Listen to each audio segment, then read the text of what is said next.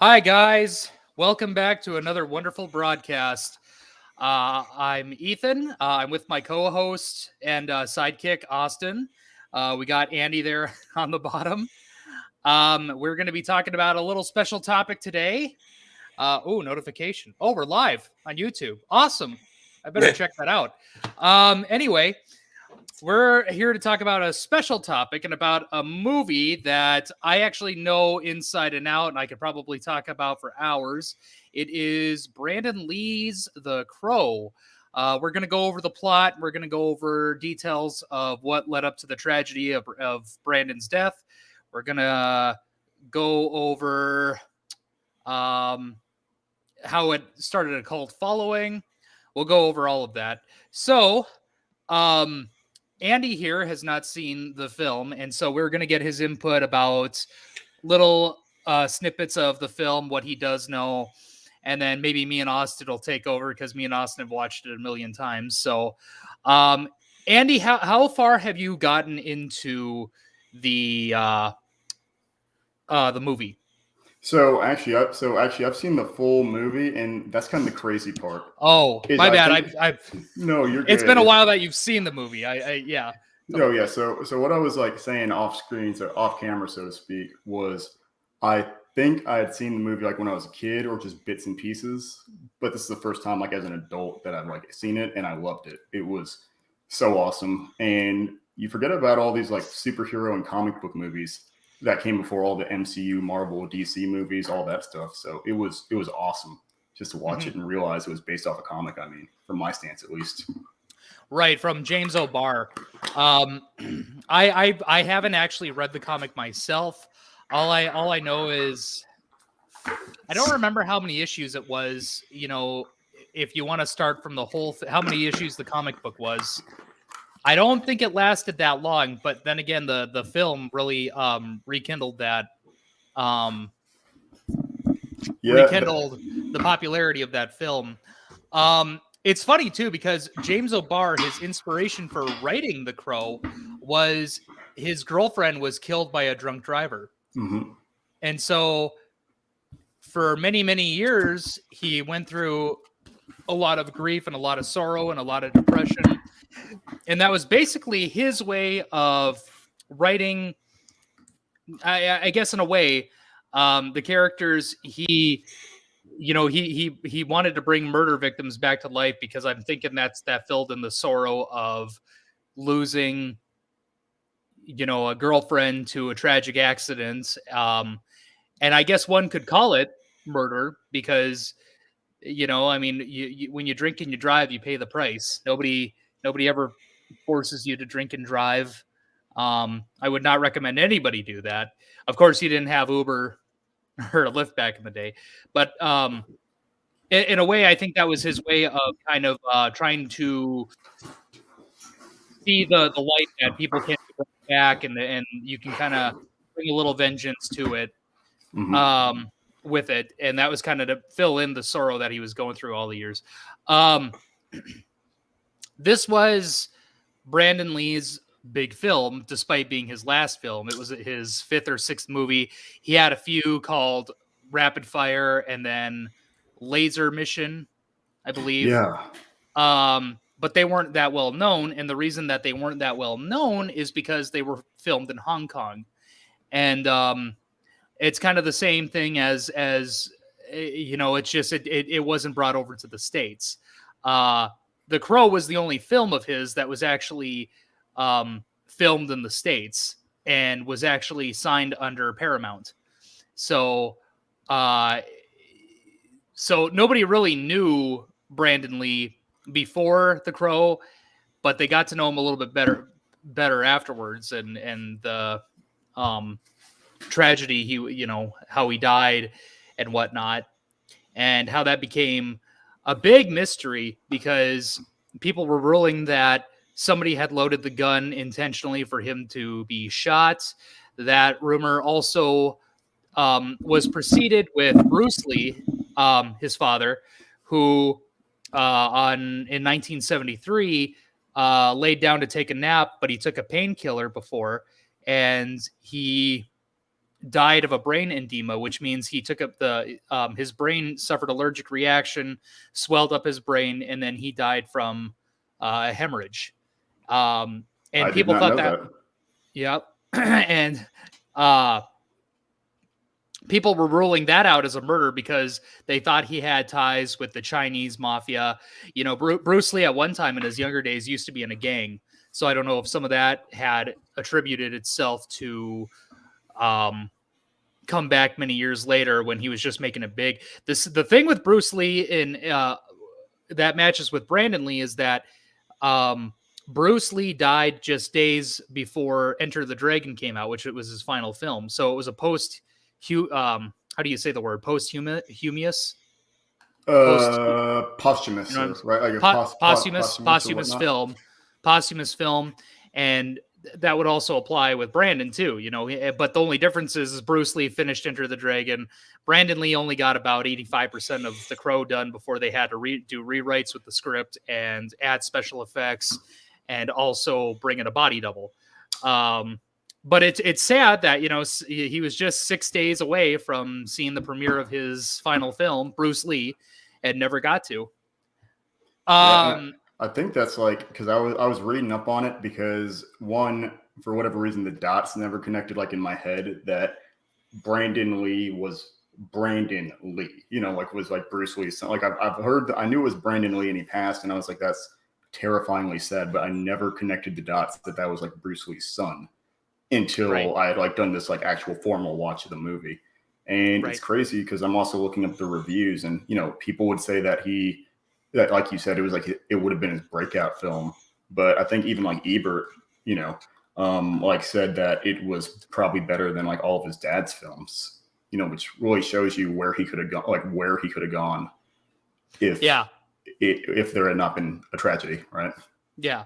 And I mean, the big thing with that family is that they were cursed from the beginning. Bruce Lee's house actually used to have a small mirror that he'd had.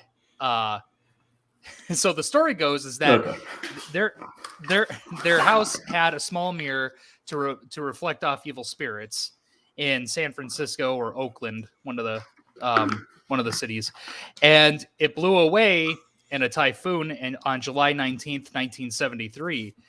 Bruce Lee died on July 20th, the very next day. Oh, so it kind of makes you think that once that mirror was gone, the house was vulnerable to evil spirits, and so that's why he died. It's a kind of interesting story. And then since then, 20 years later, the curse has been, you know, kind of passed on to his son. And it's so ironic how in 1993, you know, 20 years after Bruce Lee died, that same thing happens all over again. But anyway, not just to kind of, you know, give you a little backstory about that before we actually get into the film. Austin, what was your favorite part of the movie? You and me have watched it a million times. That's always so hard for me to say because there's two really good like parts of the film. But I would probably say when I don't even remember what the guy's name is, the big ringleader guy of the whole operation. Top dollar. So like when him and all them guys are sitting there in the table, and then Eric comes Fire it up! And then he just sits there on the table and he's just like, I just want him, and you all can go. And there's just that big massacre scene. I love that. But I'd say probably the best shot part of the whole movie is that final act when Eric and Top Dollar are on top of the church. They're fighting each other in the rain. The lightning's hitting everything perfectly. Just, I don't know, man. It's such a atmospheric movie when you watch it. Like it's very cold when you watch it. Obviously, of course, you know, you got that ominous feel. Of course, everybody knowing that Brandon's gone by the time this film comes out. Right. Yeah, it felt like, I want to say, like, to me, it felt like it almost felt like Tim Burton-ish, you know, like Tim Burton's Batman. Like it felt like the Gotham City that was like in the Tim Burton Batman movies. I thought it reminded me a lot more of Edward Scissorhands. Yeah, that's what I compare it more to. Well, it had like that kind of gothic feel to it. You know? Which is funny because Johnny Depp was actually was originally planned to take that role, or auditioned for that role. He was one of the people. So Brandon Lee wasn't even the first choice. The other person to audition to play Eric Draven was, I want to say River Phoenix, Joaquin Phoenix's older brother, who also died the same year. Yeah. Oh my God. I'd have to look up the list. God, Johnny Depp is the only one I remember who was originally, supposed to cast as Eric, but didn't get the role, which is kind of weird because, Johnny Depp was much well known more than Brandon. Like I said, Brandon wasn't really known until that film, at least not by American culture. I feel like that role was made for Brandon, though. I could not see Johnny Depp in that movie at all. No, because No, you go for the. Because I look at Johnny Depp as just being more of a drama kind of actor, which, I mean, that is a dramatic role, but it's also an action based. I guess people say, well, Jack Sparrow is kind of action based. No, Jack Sparrow is kind of like a slapstick kind of role. Yeah. And I guess that's what I was gonna say is I could actually see Johnny Depp in that role. One, because it's a pale dude with black makeup on, so like that's kind of in character. That's Johnny Depp. But two is there's kind of this pseudo Shakespearean element going on, especially with like some of the poetry he recites and things throughout the movie, and like even in the comic, how there are poems like as kind of like interludes between issues or things like that. It's like there is kind of this overarching dramatic narrative, like you're saying, that I feel like Johnny Depp could have pulled off, but I feel like having Brandon Lee was the better call because, like you said, this is about this is a superhero movie, right? So there needs to be that kinetic element, and he brought it. Yeah, he did. And the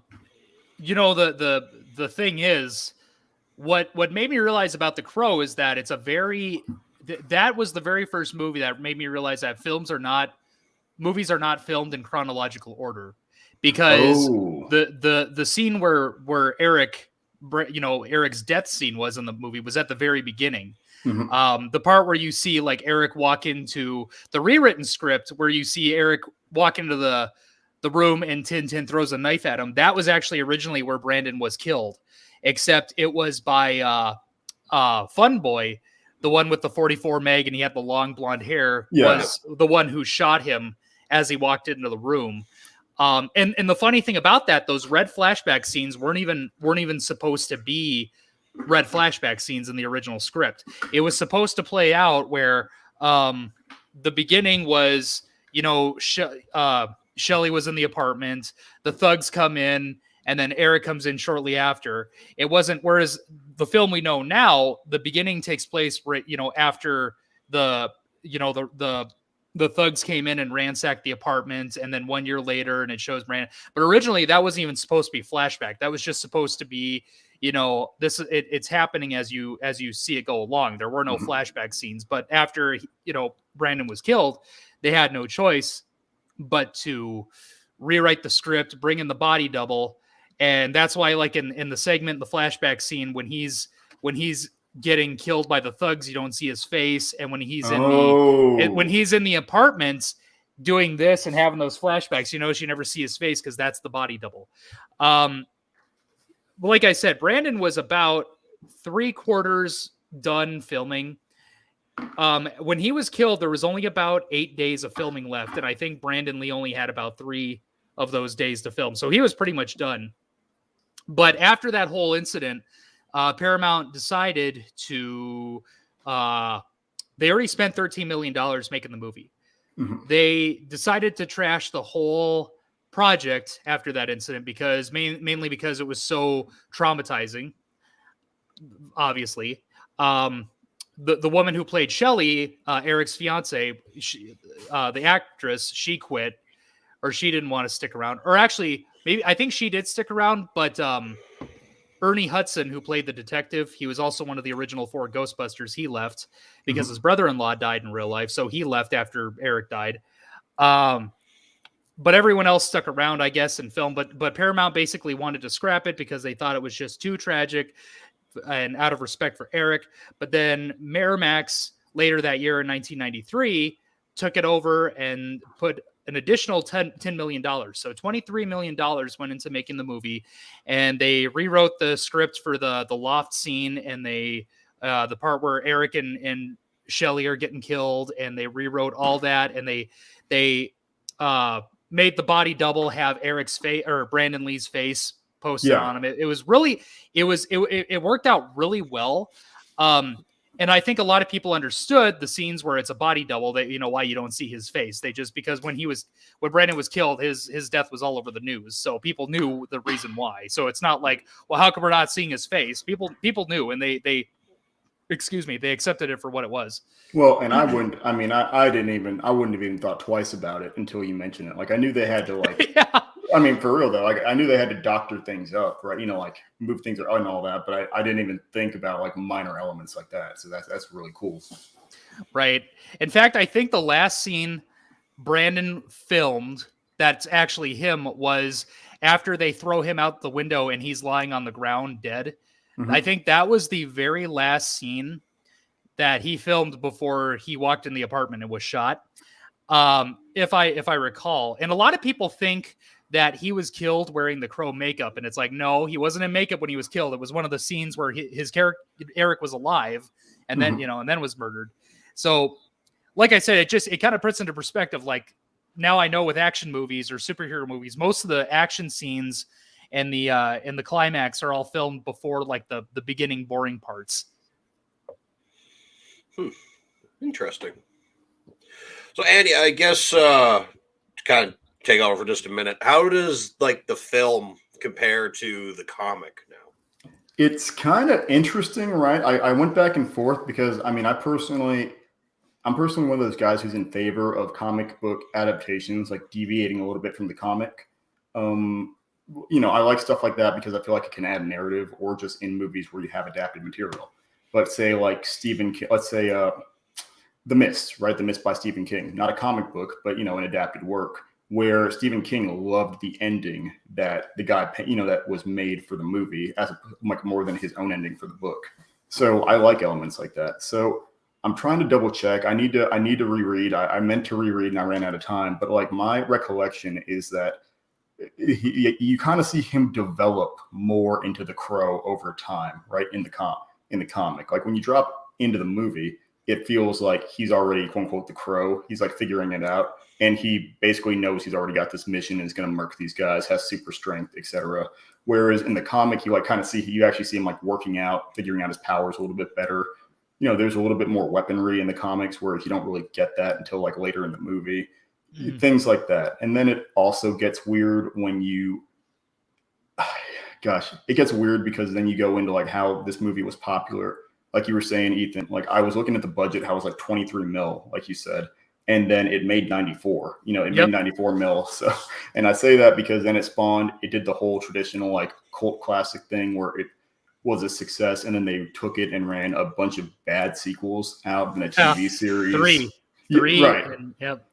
Oh, it was 3. Oh my God. Yeah. Cause I thought I'd heard of multiple Crow movies, but I was like wondering. Although the second one, City of Angels, really wasn't that bad. Mm-hmm. It was the third and fourth. And then the TV series basically, it followed into Eric Draven's footsteps again. Obviously, a different actor now, but you know, even the sequels just did not live up to the original. And you know, honestly, after that role, it was rumored that, you know, once Brandon became as popular as he did, he probably would have played Neo from The Matrix instead of Keanu Reeves.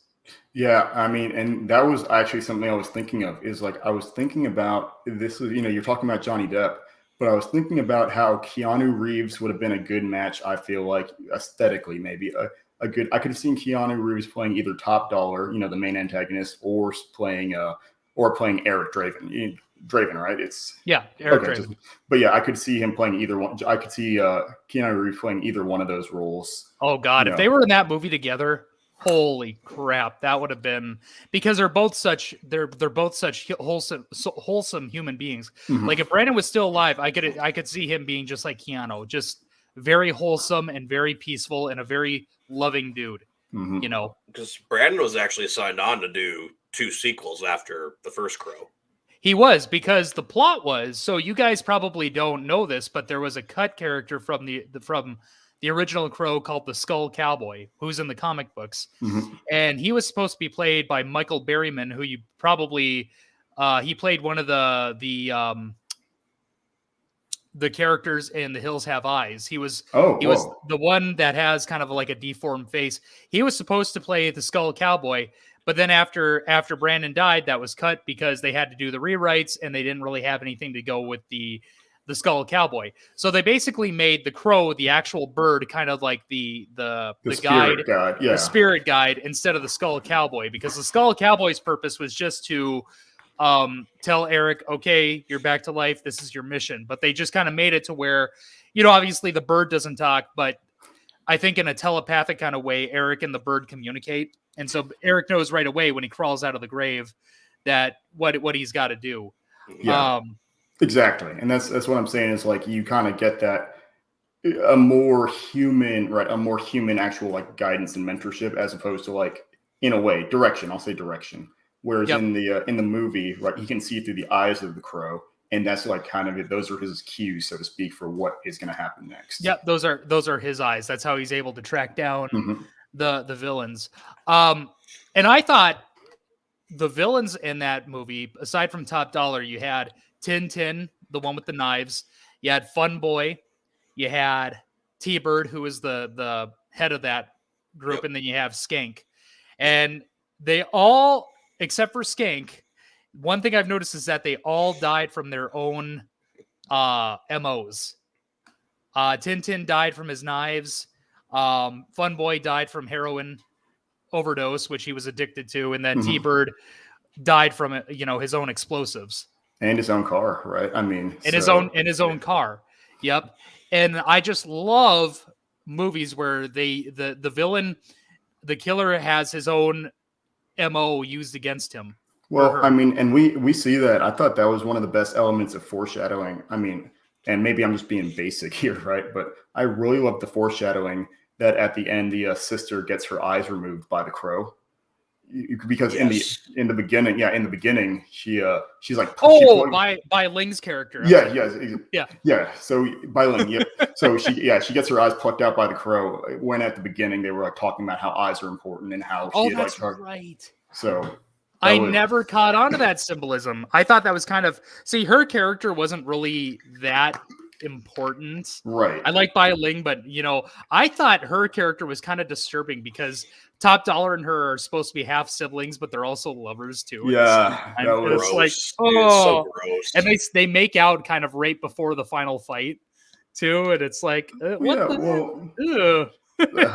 don't know if that's how it was in the comics, but it's pretty, it's still pretty messed up across the board. I mean, but I feel like they definitely could have done a better job of like, her character seemed maybe the most maybe a little bit too one-dimensional for me in the movie. You know what I mean? Like where she didn't really do too much to like drive the plot along. Yeah. Other than kind of just being there. Yep. And you can argue the same for Shelly, right? But at the same time, Shelly kind of like drove the narrative of the film, and we still got those flashbacks where we see that they were lovers, they were in love, which also plays heavily into the comics. They don't explore it here, right? Yep. And that kind of goes into Skull Cowboy and everything, but like in the comics, it goes into the fact that like they touch on it very briefly in the movie a little bit, but it goes into how the Crow, right? Like the Crow can be technically anyone who has enough lingering feelings to basically bring them back to life to finish their business. But a huge element of that is how centered on love that is, right? That is more so not the revenge aspect, but the you love someone so much that you need to finish your business for them. Mm-hmm. And I feel like that could have been highlighted a little bit more, right? I know, I think it still did a good job of like presenting why he was back, but the thing is with Bai Ling too, she does not age. She looks exactly the same today as she did back then. Oh, so she got the Paul Rudd effect. Yeah. Well, Paul Rudd, you can definitely tell he's aged, especially if you watch like The Curse of Michael Myers, and now, you can tell he's definitely wrinkling. But with her, you can't really tell too much. In fact, this year for Halloween, she actually went as her character from The Crow. It was kind of cool. That's awesome. I'm This film came out when I was 2, and now I'm like almost 30, and you look exactly the same. It's almost like I didn't age a day. You know? I think that's the crazy part about watching this is, definitely being a cult film, but that film is close to what, 30 years old now? In 3 years, it's going to be 30 years old. 20, yeah, it's 27 years old because it came out in 1994. Yeah. Yep. Now about the how they did the rewrites, and I was really confused, and maybe you guys can help me answer this, but which scenes, some of them were kind of more obvious, but do you guys know which scenes were they used the double and which ones were they were actually Brandon? I don't. I was counting on you. Okay. So I think I kind of. You got anything for us? Well, the only ones I know of is the one where he is in the apartment and he's having the flashbacks, and I think there's one more scene, but I can't think of which one it is. There's another one where he meets with Sarah, the little girl in the apartment, where he says, "Sarah, I do care," and then gives her a hug, but he's like obscured by sunlight. That's the body double. I think I actually do know which ones are. So the part where Eric puts on the makeup for the first time, that's the body double. The car chase and that with T-Bird, and also with the where he kills T-Bird, that's a body double. The only time it's Brandon in that scene is where he pops up in the back seat behind T-Bird and he says, "I'm your passenger, drive." But then during the actual chase sequence, his face is covered in shadow, and he's actually holding a so in that scene where he says, "I'm your passenger, drive," he's holding Fun Boy's 44 Magnum to T-Bird's head. When you watch in the chase scene, if you watch very carefully, Eric's holding a Beretta instead of the 44 Mag. If you watch it closely enough, meaning that they had to take that gun in for evidence after he was killed, so they probably had to get rid of that gun or hand it over to authorities. So they had to. That's how you can tell that's the body double. Another scene is where he's playing guitar on the roof. I think that was the body double. Yeah, because it was either showing his back or his head was kind of hung low with the hair over it. Yeah. Yep. And then I think the part right after he kills Skank and he's running across the roofs, I think that's actually that could be the body double. That might also be the stunt double, but that could have been just while Brandon was alive and maybe they had a stunt double do that. I don't know. Like I said, it's kind of hard to tell which ones are Brandon and which ones aren't, because I think a few of them are Brandon, but you just can't see his face real well. It's really hard. They did a really good job to differentiate so that you couldn't tell a difference, is what I mean. So I guess my question for both of you is the reason I put this on this podcast instead of just my regular podcast, because I would personally consider this to be a horror movie, in all honesty. It's more like an action horror. I just kind of wanted to get your guys' thoughts. Would you consider this to be more of an action movie with horror elements, or a horror movie with a lot of action elements? The first one. Or, well, let's see. Austin, I'm probably going to have to say no on that. Because I wouldn't say that was horror. It definitely was a thriller, or maybe more of a drama than it would be a horror. Because I don't know. You and me have watched so many horror films. We know what actual horror is, and to me, it just doesn't really fit in that category of horror. It's like I said, I just compare it to like Edward Scissorhands, where Edward Scissorhands isn't really a horror film, or Tim Burton's Batman and Batman Returns, See, the reason I look at it as a horror film is because, it's atmospheric. It's got all the shadows and stuff. And it's just the way that Eric is like portrayed more when he's going after all of Top Dollar's guys. I could see it as a horror if it was kind of meant where Eric started kind of losing his sanity the more he was killing, and then kind of turned over to be the bad guy in the end. Then I could see that being a horror film. But I can't really. I can't see it. I think, I'll agree with that because it's interesting because I don't know, like this one, like kind of has like this one, like kind of meets like a kind of a perfect. I think it does that thing that like a lot of cult films do. I think a commonality a lot of cult film. Sorry, I'm trying to feel like I think a commonality a lot of cult films have is that they meet like really specific genre conditions in like kind of weird amounts. You know what I mean? Is like, let's say Donnie Darko, right? Donnie Darko is like kind of a sci-fi movie, kind of a high school drama ish, but it's like very freaking weird. So it's hard to like kind of classify it as either really, even though like both the dramatic elements and like the sci-fi elements heavily play, like arguably like equally play into the plot as much. Whereas if you not Shyamalan movie. Yeah, right. Whereas if you watch but like where it like creates this kind of perfect storm of like a weird movie that like works. And I say that because like for this one is kind of like, because it's like kind of a superhero movie, kind of an action movie, kind of a drama, and I'd argue like kind of a horror because they're doing like horrifying things. They're like there's really hate to say it, but there's sexual assault, there's clear violence and gore. Like there's death. There's just so many things that you could classify as like in the horror realm. But I'd say like if someone called it a horror movie, I'd like allow it, but like I'd probably pass it off as like a superhero horror movie just because honestly there's not enough in that genre other than like what, Brightburn. But yeah. Doctor Strange 2 pretty soon. Yeah, hopefully. God, that'd be awesome. I'll say this: I consider The Crow a Halloween film because it does take place on Halloween in Detroit. 100%. 100%. Yep. That's kind of like saying, is Die Hard a Christmas film? Yes. Even though it doesn't really focus on Christmas, it's on Christmas Eve. Just like the Crow is. It's not really. I mean, it doesn't focus on Halloween, but it's definitely a Halloween film because it takes place on the day. Time out. So then, like, I'm gonna ask each of y'all this. So based on that, like, assessment, is The Nightmare Before Christmas a Halloween movie or a Christmas movie? It's a Thanksgiving movie. That's good. That's good. Any more questions, Andy? Apparently not. I consider it more of a Christmas movie.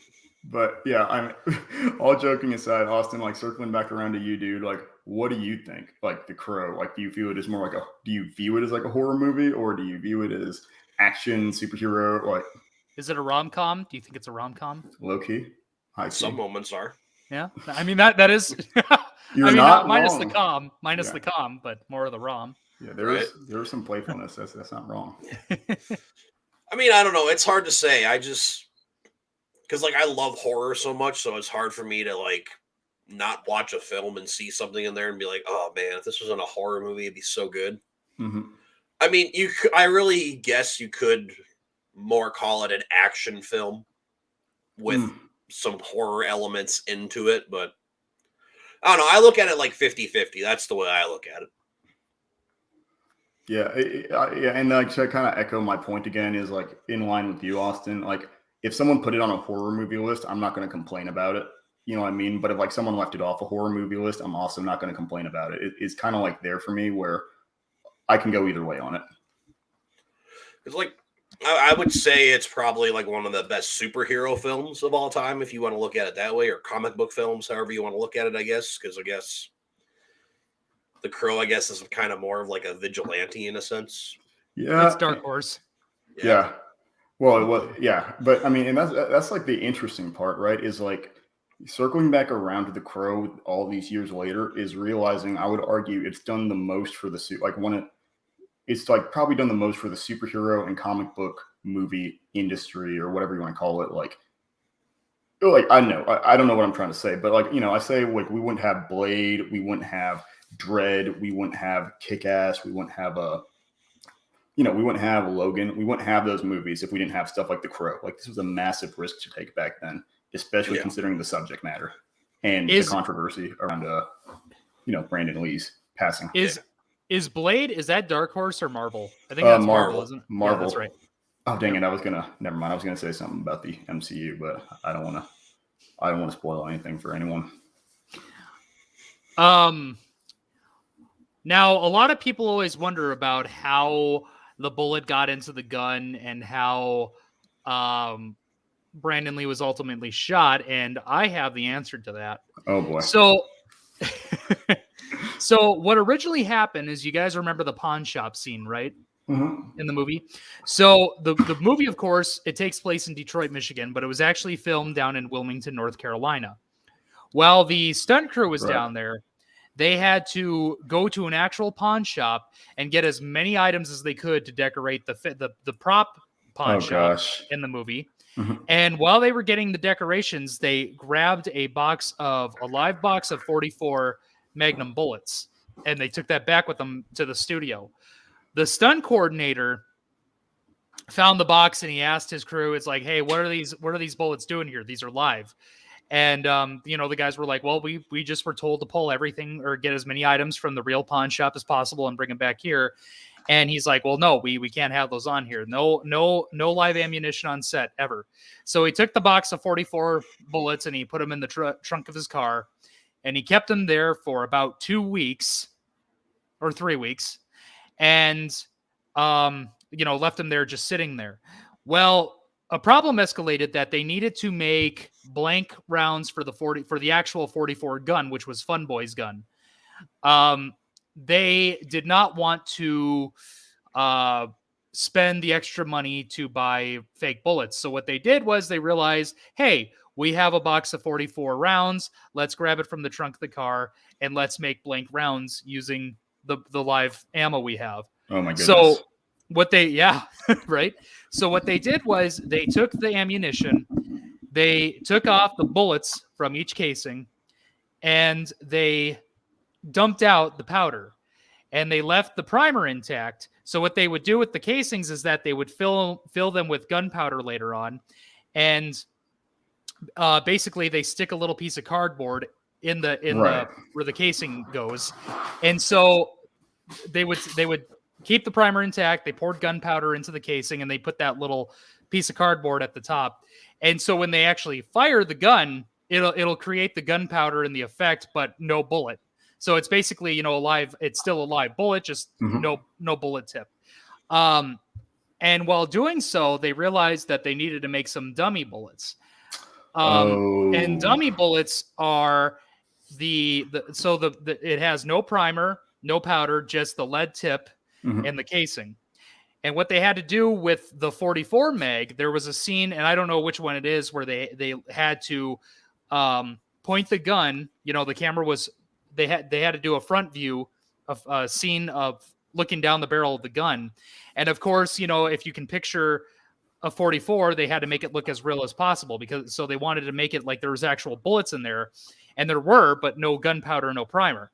But what they did do was they took one of those dummy bullets, put the bullet back in the casing, but forgot to fire the primer off.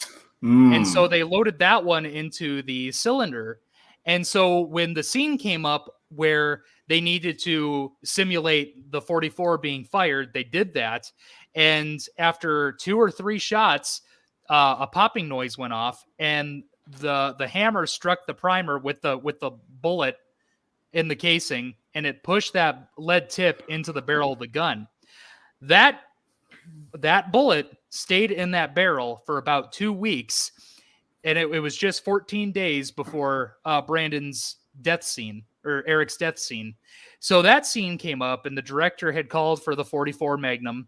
They took out one of the blanks, which again are it has the gunpowder with the live primer and a little piece of cardboard replacing the bullet tip. They loaded that into the cylinder of the revolver, cocked it, and the director basically said, all right, Brandon, action. Brandon walks in, Fun Boy points the gun at Brandon 12, 15 feet away, fires it, and all that was supposed to come out was gunpowder, and then Brandon was supposed to act like he got shot and then fall to the floor. And, well, he did fall to the floor, and it took a few minutes before they realized, oh, shit, he's not acting. And they ran over there because they thought, he landed. What he was supposed to do is he was supposed to land forward onto the floor in the scripted event. He landed backwards, as you can imagine a 44 bullet would probably do, is push you back, and he slumped to the ground. And they were sitting there for a couple minutes thinking, oh, okay, he's really playing the character well. And all of a sudden it dawned on him that he was starting to bleed. They ran over, and he was starting to do like the death rattle and whatnot. He was losing life. And so this happened at about 6 a.m. on March 31st of 1993. So about a whole year and 2 months before the film came out. And they sent him to the hospital in Wilmington, and they did surgery on him for about 7 hours, and he finally died at about 1 p.m. So, but the problem with that is that they ruled that an accident. But what's so mysterious is that when they did the simulating gun sequence where they were firing the dummy bullets, and you kind of have to wonder, when they were unloading those dummy bullets, how did they not realize that one of them was missing a bullet on the tip? Doesn't that seem a little mysterious? That's my thing, and I really don't want to. That's my thing, and I don't necessarily want to dwell on it too much or anything, because the whole Alec Baldwin controversy, right? But I think it scares me because the best way I heard it put is that if it's capable of firing a live round, it's not a prop gun. You know what I mean? So right, and I guess that scares me and that concerns me, because when I don't know, it scares me and concerns me, because it's like, hey, this is like one of the biggest things that ever happened, and this was 30 years ago. And I get that it's going to happen, accidents happen, but at the same time, this is why you have guilds and practices and precedents in place to prevent it from happening again. Like going through your armor and all that. So it's just terrifyingly sad when like stuff like that happens. Case in point, let's compare it to Heath Ledger. And I'm treading lightly here. But, in Heath Ledger's case, it was really sad because, similar to Bruce Lee, he took some medication, and regardless of what you say, the medication went wrong. Something went wrong, biology happened, etc. That's something that, yes, is maybe more avoidable. I don't know. But at the same time, isn't the fault of another human being as far as we know. So with respect to this, it's like there are so many things that could have prevented Brandon's death, and that I think that stuff like that is what is the saddest to me about the circumstances. It's funny that you bring up, I was going to bring up Heath Ledger's Joker too, and how that really coincides, because you can tell by the makeup that was definitely Crow inspired a little bit. The other similar scene that people compare that was kind of inspired by the Crow in The Dark Knight was where he walks into the kitchen and he's like, and I thought my jokes were bad, and he's meeting with the thugs, and that mirrors like when Eric walks into Top Dollar's place and starts shooting up the place. There's a little bit of inspiration there, and it's so scary that both actors died before their movies were released. That would have made them top-notch actors. And they were both 28 when they died. Yeah. It's so scary. The only difference is that Heath Ledger actually finished the entire movie, where, like I said, Brandon Lee only got about 85% of the movie done. So there's so many coincidences, and it kind of makes you think, like, is there an Illuminati or is it just by chance? But anyway, it just, I always go into detail about how I know the whole chain of events leading up to when he was killed, and people are always so like, oh man, you did your research. And it's like, yeah, I mean, I love this movie. I take it to heart. And, of course I want to look up the history of it. Who wouldn't when it's such a, when it speaks to you in some way. Oh, of course. Austin, what are your thoughts? I mean, once again, not to dwell on it too long, because that's like heavy, but what are your thoughts, man? Because I don't know, like, I think that's the thing that makes The Crow so iconic, though, is the actual death of Brandon Lee, because it kind of just adds to like the already dread that's already throughout the film and the darkness and everything like that. So I really think that's more what honestly helps this film become so iconic. I mean, obviously it's sad and tragic that he died. I mean, I obviously didn't know the guy, but still, you don't like to hear that somebody just got killed while doing something that they absolutely love to do. Well, and I think that's kind of the reason that, his role was so iconic, but you almost kind of wonder if he had lived making that film, would have it gotten as much popularity as it would now? I mean, the thing is, it's almost kind of like the reason that we praise the movie, not that it's a bad movie, but you kind of think of it, well, Brandon sacrificed himself to make it, and I think that's kind of what boosted up the fame of it a little bit, I'll take a quick, I guess, I'll kind of tangent a little bit, right? Segue into the concept of, like you were saying, he was known mainly for his international films, right? Like you have Legacy of Rage, Laser Mission, and I literally just pulled these up so I could reference them. But I say that, because with respect to that, a huge part of, anyone who's like a legacy actor, right? Like, let's look at Nicolas Cage, right? AKA Nicolas Coppola. He ditched the Coppola name because he didn't want to ride off the fame wave of being a Coppola, being related to Francis Ford Coppola. So, that's why he took on the last name Cage for his Hollywood career. In this case, Brandon was very much not wanting to ride the wave of being Bruce Lee's son. He just wanted to be Brandon Lee. He wanted to be a good actor. Yeah.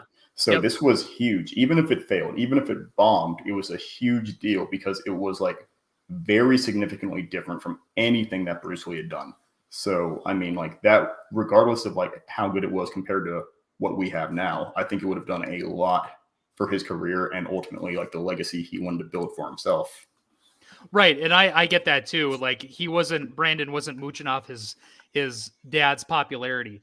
In fact, he doesn't really talk about he never really talked about his dad unless somebody brought up a question about his dad. But, Brandon just wanted to be his own guy. It wasn't, acting was in his family. It interested him. And that's what he wanted to do from there. I just, with me though, it's like, God, there was so much talent. And yet then you see on the news that, Brandon Lee was shot on set. And, then he was buried right next to his father in Seattle, Washington.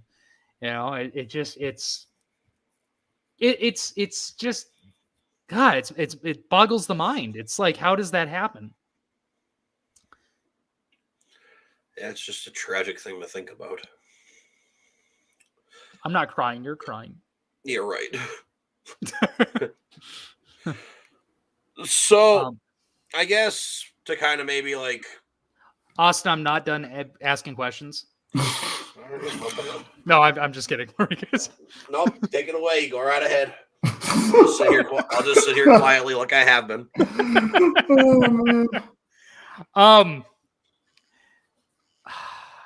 What was...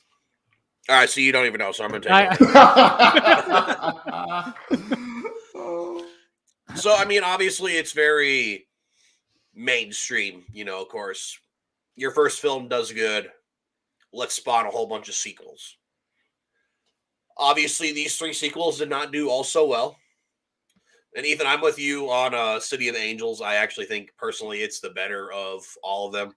Well, it's honestly, that one's just as tragic because it's just a father who gets his son, his son gets killed. See, a lot of people look at that one, though, as, like, it's basically like a retreading of the first film.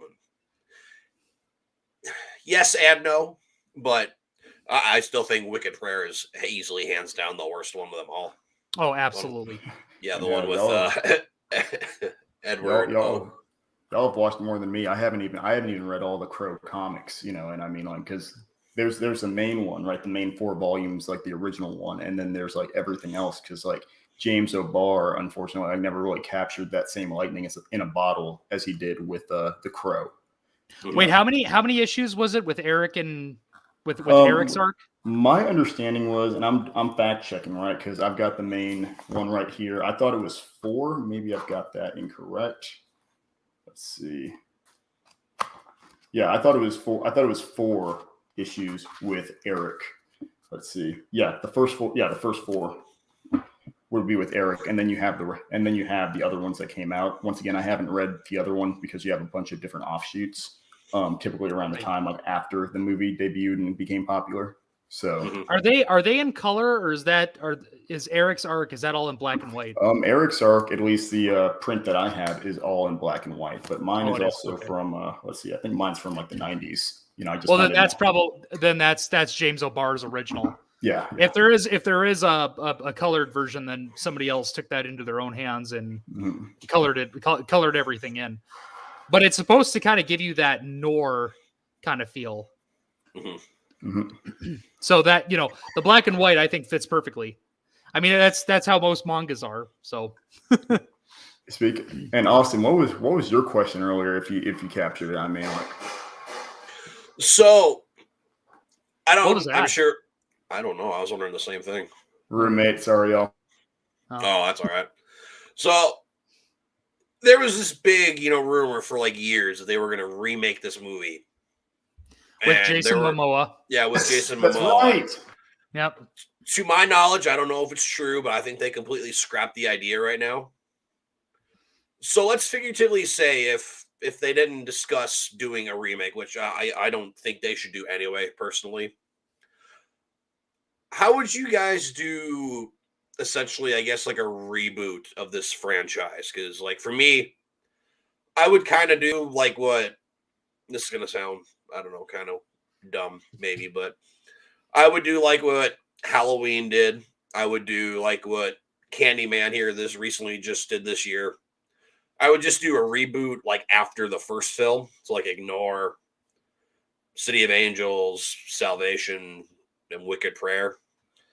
But like obviously don't have this story focused around Eric. Obviously, like involve Eric somehow, some way into the story. You can maybe it's like modern day Detroit, and they decide to like whatever go walk the cemetery because they're weird like that or whatever. It's their thing. And then they see, Shelly and Eric's gravestones or whatever. Something tragic happens to them.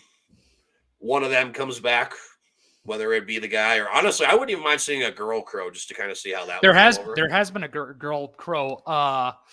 Something Phillips was her name, but it was the TV series. Oh, she was the only one though. But I would drool all over that if they had a female crow. So I am not against the female crow at all. My thing more so, right, and this is going to sound, oh gosh, okay. So my thing about like having female crow or male crow is to, if you're going to do it, make it matter. You know what I mean? Like if you're going to, don't make her like a lampshade or whatever. Like, and I say that because there are so many good ways to do this. Like to bounce off of your question, Austin, is it works best. I think it would work best when you do an anthology-based series, right? Something with like different vignettes or different paintings of different people who have like unfinished business, but making sure it's not a rehash of, oh, this guy's wife died, or oh, this guy's, this girl's husband died, but like you said, someone had a son die, but also making sure that it is rooted enough in like them being a decent enough human being and having like an actual love enough in this world that tethers them to that unfinished business, not just going out on a blood-fueled revenge quest, right? I don't know. Yeah, don't be like the Punisher. Right, exactly. Yeah, that's what I would honestly do if they decide to ever come back to this franchise live action. That's what I would just do. I would just do a reboot, ignore 2, 3, and 4, have it take place, 30 years after the first film. Whether you want to call it The Crow again or if you want to call it something else. I mean, I just kind of wanted to see like what your guys' actual like ideas would be if they said, "Hey, write me a script for a new Crow movie." I say TV show. I would almost say anime. Really? Wait, anime or this is going to anime? I'm going to sound actually, you know what? Anime or animation? Let me. You know what I mean? You know what? Let me reach it. It would probably look better as an animation. Sorry, let me reiterate that as like an animated series. But then again, I'm gonna get a lot of steam for that. No, I feel you. I wasn't making it to seem like to be too nuanceful. I guess what I meant is like, let's take the new animated Star Wars series that came out, right? I can't believe I just Visions, thank you. Star Wars Visions was anime. You know what I mean? It's like where they had different anime studios come in. But then I guess what I'm saying is like, would you want Western or Eastern animation for it? Whereas I think just because of like the gothic tone and the fact that you're clearly using like American infrastructure, American city, like I think Western animation would suit it best just to really capture the aesthetic of like a city like Detroit or wherever they choose for it to take place. Right. Andy, I sent you a little something over Instagram. All right, I'm going to check that out. Oh wait, bingo. What's okay? The crow Halloween. Okay, very nice. A crow Halloween costume. Let's freaking go. Yep. Oh. I mean, the neck chain kind of kills it, but Austin, you remember when I went as the crow, right? No. You don't? No. When was this? This was like, I thought I showed you a picture. This was like 2015. Oh my gosh, I'm feeling old now. That's 6 years ago. I know. Right? This one though, Andy, I know we're kind of getting off topic, but this one is one of my favorites because this one kind of that one's a little more dark, not in the bad way, but gosh, that reminds me of I think there's like a South Park episode where like Satan throws a birthday party, like throws them, and like he says like no one can have like wear the crow as a costume, like can have like a crow costume because everybody does it. It's kind of hard to see. Oh wow, yeah, that zoomed in nice, very nice. It's just the eyes are just like. Is that like actual makeup or is that a mask? Yeah. Oh, that's yeah. Sick. No, that's my skin. Very nice. That's my skin. It's makeup. I guess in a weird kind of transition, I kind of like mentioned how I feel like this had done a lot for the superhero and comic book industry. Like, what are some of y'all's best? Where does this stack up in other like comic book movies for y'all? Like how does it rank as like a movie and then as a comic book movie for y'all? As a movie, I definitely will give it a 9 out of 10. As a comic, I can't. I've never watched. I guess I mean like just as like like as a comic book movie. You know what I mean? Like okay, so like the movie and the comic book is the same thing, right? So yeah, basically what I'm saying is like, where would you place it? Like either A, like just compared to other movies, and then B, compared to other comic book movies. Oh God. Probably compare it to other movies because, like I said, I mean, not a lot of people know that it's a comic. So it's really hard to say. I mean, if it was Marvel or DC, I still think it wouldn't get as much recognition because it's not mainstream like Batman, Superman, Spider-Man, Iron Man. It like I told you before, I didn't even know Blade was really part of Marvel. I thought that was kind of just its own thing, and if I didn't know any better, I would have looked at Blade as more of a Dark Horse comic than a Marvel. Same thing with like Constantine with Keanu Reeves. That came out in 2005, and I realize it's a DC movie, but I never would have thought that. Yeah, that's actually Austin. What you got? I'd say movie-wise, it'd easily be in like my top 30 favorite films of all time. Oh, nice. Comic book movie-wise, it'd probably be like number 5 or 6, I would say. Unfortunately, man, nothing's going to beat Spider-Man 2, in my opinion. That's high praise. That's my favorite comic book movie of all time. Hey, Peter. Dude, I don't know. Like, I think that's because like I think like a huge thing for me from a comic book movie perspective is like not necessarily. I think there's a difference between like how true something is to the source material and then how it utilizes the source material. It's like Marvel, because Marvel movies have started to like really deviate from source material, but still like use their source material very well, right? Like they like make sure they're like acknowledging like multiverses, acknowledging like Easter eggs and existence of other heroes in universe, all those things. Like I really like that and think they use their. So that's like what makes like them really cool comic book movies to me, especially like with like how they're starting to get really deep cut lore in the Marvel universe, MCU now. But like for stuff like The Crow, I think it's just like, I would say honestly, it's like peak comic book movie to me. Not my number one, right? Like I don't know where I'd rank it, but I think it's like peak comic book movie to me, like along with like Dread, like along with Dread, just because they both like use their source material very well. They both capture the essence of the character that they're going for, right? Which is like this dark, brooding gothic figure who actually really, that's the funny part. He's really kind of not that brooding. You know, he's just like depressed. He's just like, you know, he's sad. He's lost. He's grieving. You know, he's like an anti-hero. He's a vigilante, yes, but you know, I don't know. It's just really beautiful to me. I think it's like just incredible. Then as a movie, I'd agree. Like maybe top 50. I'd have to see where it lands. So, yeah. Right. Austin, I got to do this real quick. So shout out to Alan, the man Arnold. Thanks for watching, buddy. He messaged me. He's watching us. Yeah, I've known that for a while. Oh. I sent him the link to watch it. So. Oh. Oh my gosh, I love that. A little shout out.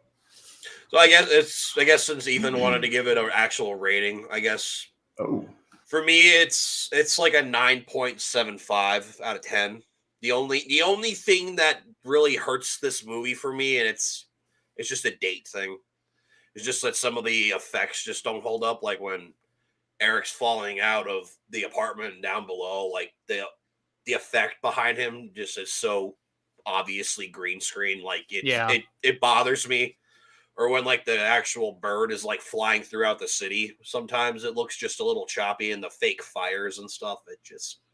That's literally the only nitpick I have about this entire movie.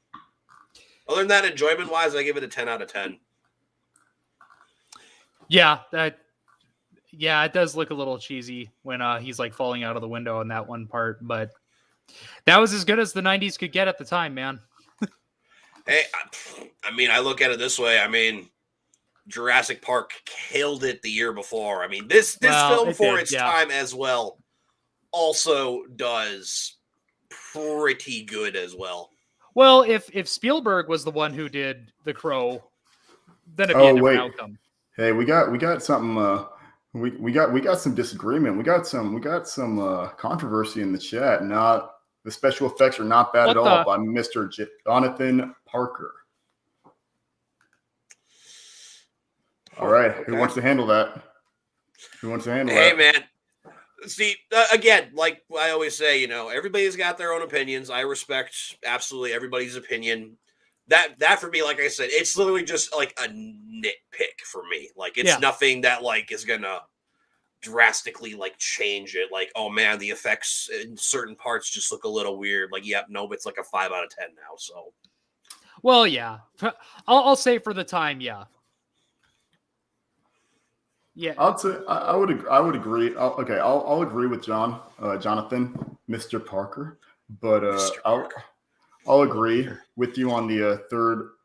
You know what? Actually, I think actually he's kind of got a good. That's actually a really solid point. I think maybe the problem with me classifying it more as a horror movie is like it kind of deviates in the third act a little bit from the rest of the tone of the movie. Like it swings more into the action. It swings more into the action. Swings more into, like you said, that buddy cop, but I still think the ending was incredible, right? Like the ending finally like wraps up with his unresolved bit. Like he's wrapped up with his unresolved business. There's no weird cliffhanger. There's nothing. Mm-hmm. It ties it off, and I love that. Like I love that did that. I do like Ernie Hudson mainly because he was good in this film, but he's always going to be the one of the Ghostbusters, in my opinion. It's hard to see him in anything else.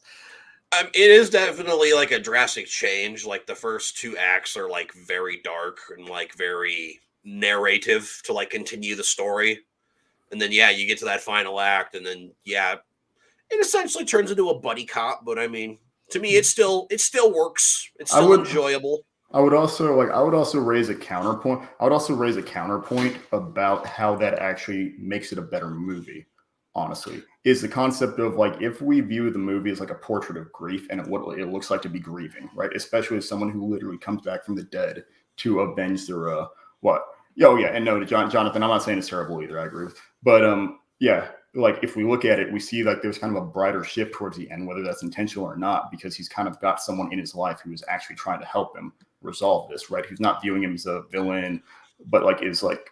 That's kind of how grieving works, right? Is having people reach out, like having people actually alongside you, helping in a capacity. That's what him and the little girl helped to do ultimately, is ground him in this whole thing, showing him that people still love and care about him. Well, and the reason I'm not against it is because what is this? Detective Albrecht? Mhm. Yeah, that's who it is. So he lost his wife too. So that was kind of the thing that him and Eric had in common. The other thing you got to remember is that buddy cop system, like in the church at the ending, that kind of needed to happen anyways. Because if you remember, the bird got wounded, which was, which was Eric's key to immortality for that time being. So when you wound the bird, that leaves Eric vulnerable. So at that point, he kind of needed that buddy system. Damn Candyman. Yeah, shoot the bird right away. Wait, was that Tony Todd? Yeah. Oh, I never knew that. Yeah, that's Tony Todd. Oh, as the security. Why it looked familiar. I'm like, oh wow, That's just the most hair you've ever seen on his face at one time. Well, it's because he's wearing sunglasses consistently and a hat, so I don't know.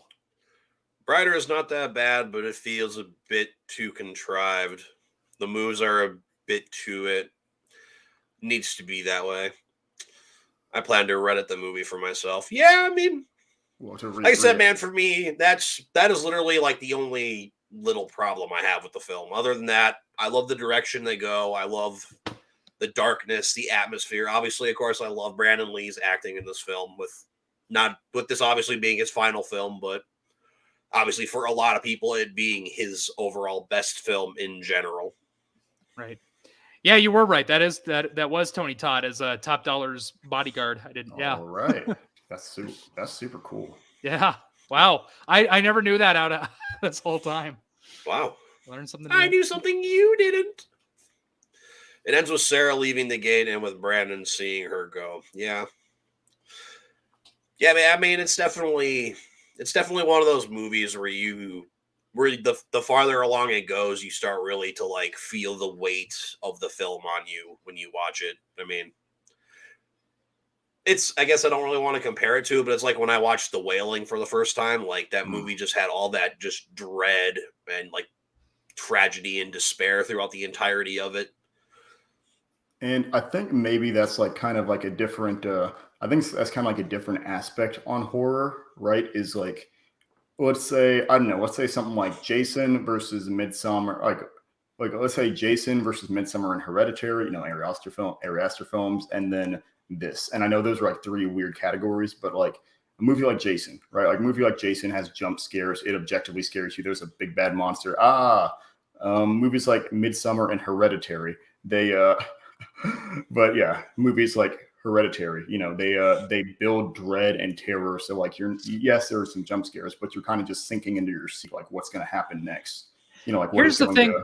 And then for The Crow, it's like there is like an overarching air of like this tragedy that happened, this portrait of this guy. Whenever he like touches an object or like goes into someone's mind, he experiences every ounce and second and minute of like whatever they are remembering. So that means like at the end, when he injects the 30 hours of suffering that his fiance went through, that he had also at some point gone through that entire 30 hours of suffering that she went to. Yeah, that was also another good MO that he used against Top Dollar, because I mean those were his guys. So basically he was indirectly responsible for Shelly and Eric's death. So no, what I was going to say though, Andy, is that everyone judges Jason for killing people, but nobody ever asks what's killing him. Oh my gosh. Mama problems. Yeah. That's why Mama's just sitting in the shack. Can we take a second, because this was bugging me. Like this was bugging the heck out of me. Like, can we take a second to look at the freaking soundtrack for this movie? Go watch it, Ellen. Like good, yeah. Good. My favorite my favorite one was Burn by The Cure, where he's putting on the makeup. That was such. I listened to that song for many days. The other part of the soundtrack, well, Stone Temple Pilots was in it. Then they had was Foo Fighters in there? No, Foo Fighters wasn't in there. No. Foo Fighters was in Spider-Man 2 though. That's right. The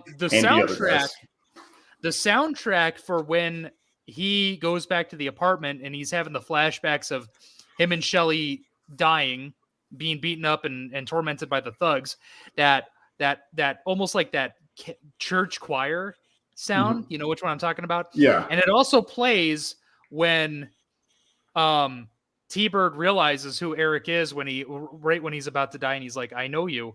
Mhm. I know you. I knew you, but there's no coming back. And he starts panicking when he realizes he's looking at a dead guy, tying him up to the car about to die. And I love that scene because he went into complete shock. I mean, who wouldn't that drive to insanity if you were to see a guy that you knew that you knew you killed, and yet now he's back a year later and you're looking at him. That would scare me to the point of just shock. Like my brain would not know how to register that. Gosh, I mean, it plays during that sequence, and it's just such a good. It's perfect. It syncs perfectly. Mm-hmm. Agreed. Thanks for the compliment, Alan. That means quite a lot. After the movie, I read the comic book. Many say it is better, but I disagree. They both have their strengths and weaknesses. Yeah, that's fair. I have never read The Crow. The only thing I knew about is the way that they die in the beginning of the comic. That's literally the only thing I know. Is apparently Eric gets shot in the head and then he's like paralyzed or something. Yeah, and that I'll actually to that point, I would personally argue that I would agree with Jonathan where I would say they're either A, equal footing, or B, I like the movie a little bit more because what I like about adapted works, let's say Scott Pilgrim, for example. Scott Pilgrim was stretched out across 7 volumes, 7 comics, but the final volume hadn't released before the movie was wrapped up filming, right? Mm-hmm. But when you have movies like that and they do them well, they get to take them out, they get to take them, compress a lot of things that were in the comics, maybe dice them around or, edit them up. It's why the Invincible show worked so well, is that the pacing was a lot better than the comics were because the comics took a little bit better over time to really hit its stride, even though it's probably one of my favorite comics, if not my favorite comic book series of all time. But yeah, no, I definitely Invincible, that is, but I definitely think the movie is either on equal footing or a little bit better. But yeah, agree, John, that the movie has more artistic style than the comic, but I mean that's kind of that would hopefully be the case, right? And I'm not. You're good, man. You're good. Thank you for being honest. I appreciate that. I respect that. Oh gosh, I think that's the best comment we've gotten this whole podcast. Yeah, I like that one. The movie has a more artistic art style than the comic. Okay, that's fair. The Netherlands is a beautiful country there. I was there back in 2007. Amsterdam was beautiful, beautiful, beautiful country. Let's see, well, the comic is urban. The movie digs deeper.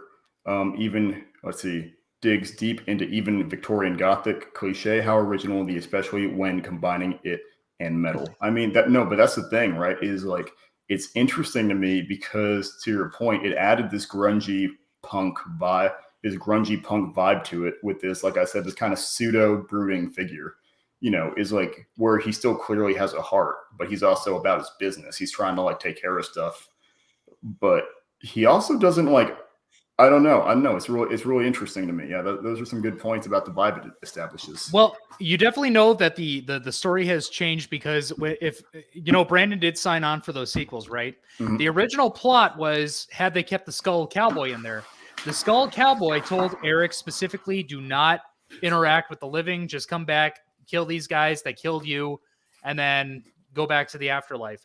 Well, obviously that doesn't happen because the scene where he kills Funboy, he helps Sarah's mother. He heals her by taking the morphine out of her arm.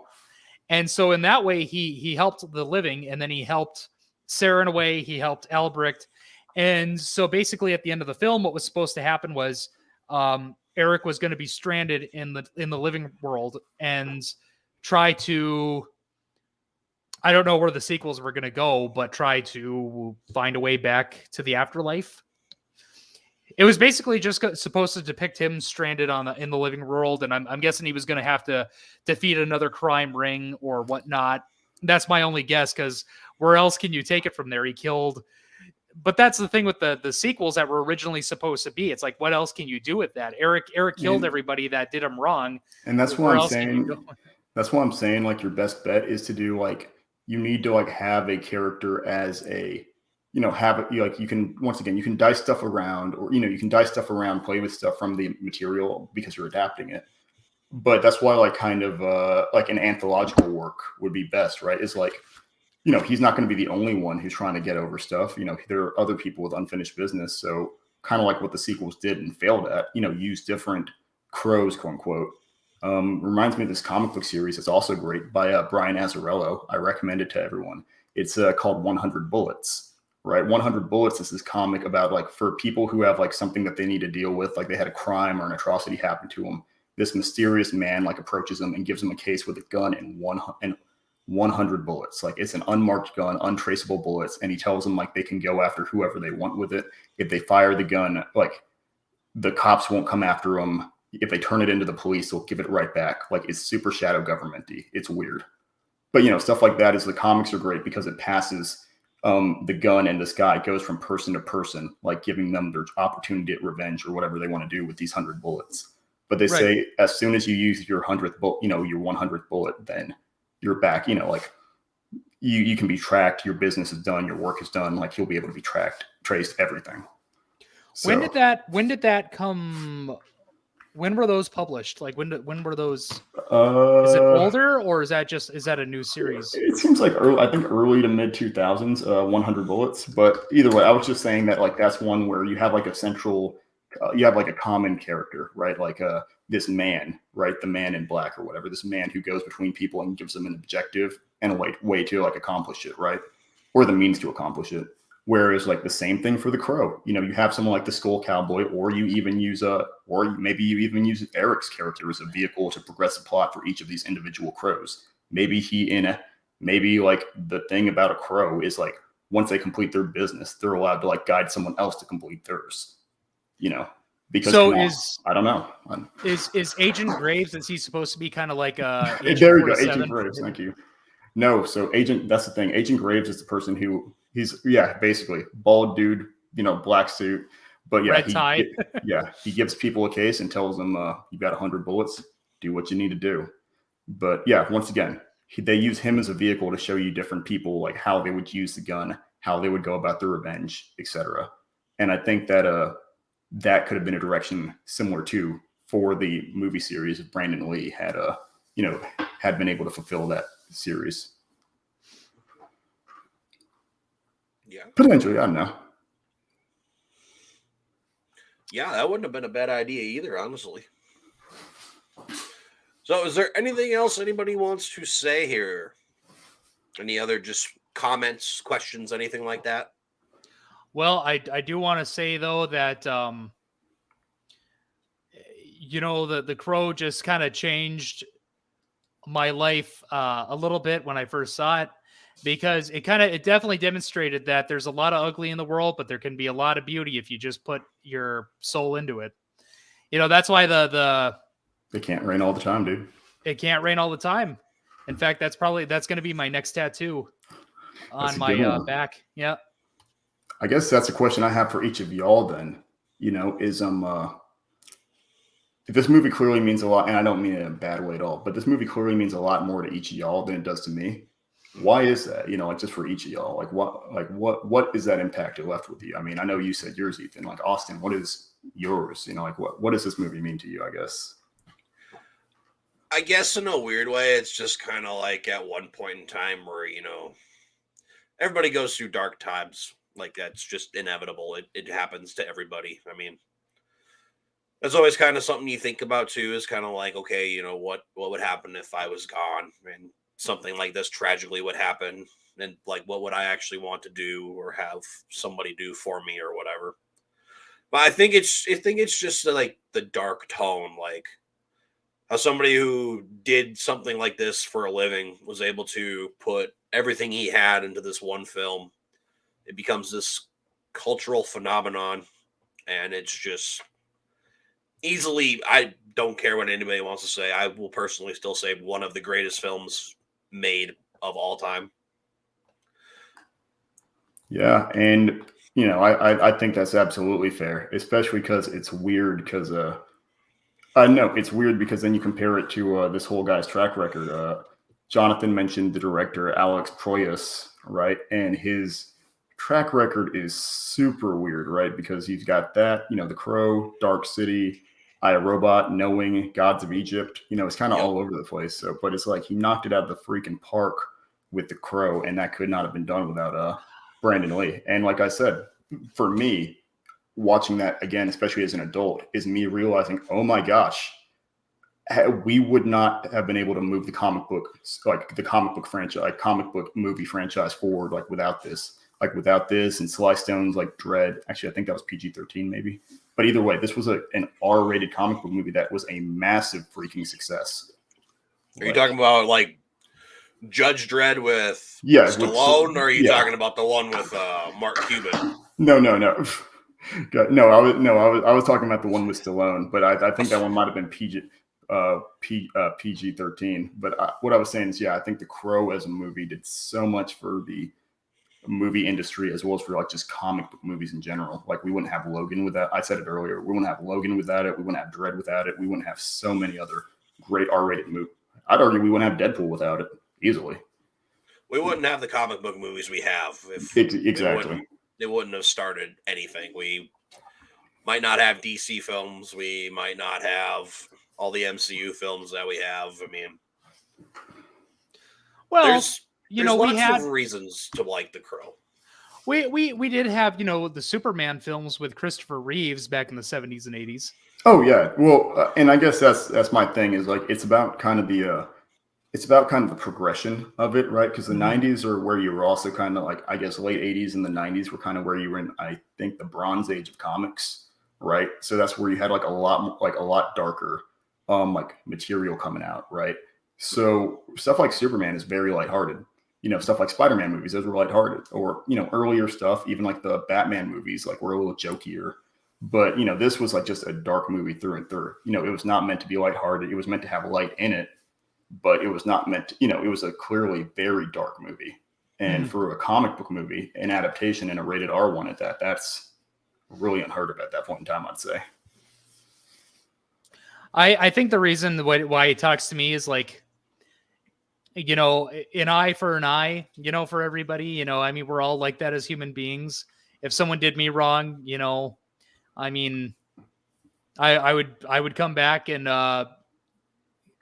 get them payback too. Anybody would. That's just a natural human emotion. I'm sure even if you were a pessimist, you'd probably, not a pacifist, you would probably do the same thing if you were wronged in some way and killed in the process. Well, that seems like what his character kind of was. It's kind of like pacifistic. Oh, I mean, we don't get like the best snapshot of that in the movie, but he didn't necessarily seem like he was going for blood when he was when everything went down. Obviously, he wanted to protect himself and his fiance.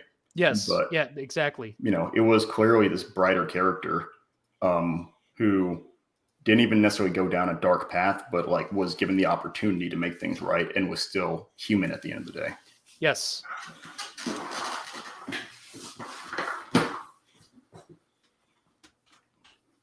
Oh, you know what? Yeah, my bad. John, I did not realize that Batman came out in 1989. Holy crap. Mm-hmm. Okay. And then Batman Returns came out in 92. So The Crow came out 2 years after that. Never mind. I got my timelines way mixed up for some reason. But yeah, no, it's tragic when young actors pass, but it's like, I know it's great when they get to at least have the opportunity to leave something that lasts, Mm-hmm. He'll never be forgotten for this role. No. Thank God for that. Yep. Well, guys, I think that is going to do it for this episode of the Midwest Horror Central podcast. Ethan, I want to thank you for basically being the lead on this one because you obviously know a lot more about this film than I do. I just kind of know just the general knowledge of it and stuff. Well, I think I kind of know a little more background than anything. Mm-hmm. Yeah. And of course, Andy, obviously, once again, like always, man, thanks for coming in, being the comic book guru that you are. Always a joy, always a pleasure, man. Seriously. Thank you. Yep. So, guys, I linked Andy's channel down in the description box below. Make sure you guys get over there, check out his channel, send him some of that SPC and Aviators love. And we will be back soon for another episode of the Horror Podcast. And I'm hoping soon we're going to be back for the Cantina podcast. It's obviously been quite a while since I have done one of those. So. Well, December's fast approaching, my friend. It is. Lots of stuff to talk about at the end of the year. So hopefully we're going to get some going. hopefully next weekend we'll be getting a podcast going if it works out. So fingers crossed, we'll find out. So with that being said, you guys, as always, make sure you hit that like button, subscribe if you haven't already, and we'll see you in the next one. Later, guys. Bye for now, y'all.